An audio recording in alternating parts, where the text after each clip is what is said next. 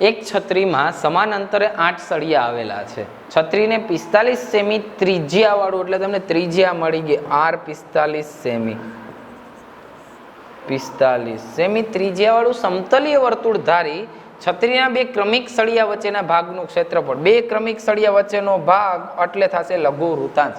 તો એ લઘુ વૃત્તાંશનું ક્ષેત્રફળ મેળવવાનું છે.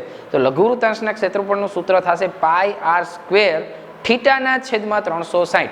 r છે, પાઈ છે, થીટા નથી. થીટા હું તમને અહીંથી મેળવી દઈશ. શું કીધું એની? તો કે એક આખું વર્તુળ છે, તો આખા વર્તુળમાં ખૂણો કેટલાનો હોય? 360 નો. એમાંથી કટકા કેટલા કર્યા? તો કે 8. 360 ભાગ્યા 8 કરો એટલે 45 નો ખૂણો મને મળી.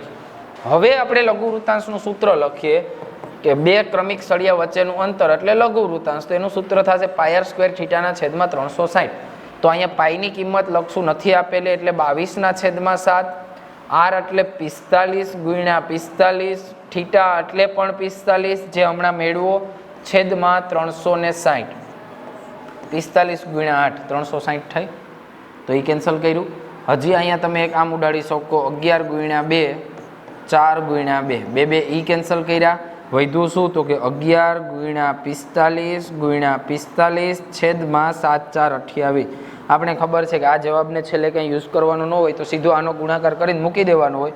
તો 45 ગુણ્યા 45 ગુણ્યા આપણે 11 કરશું એટલે 22 2 75 ના છેદમાં 28 સેમી સ્ક્વેર. આ આપનો જવાબ આવી ગયો.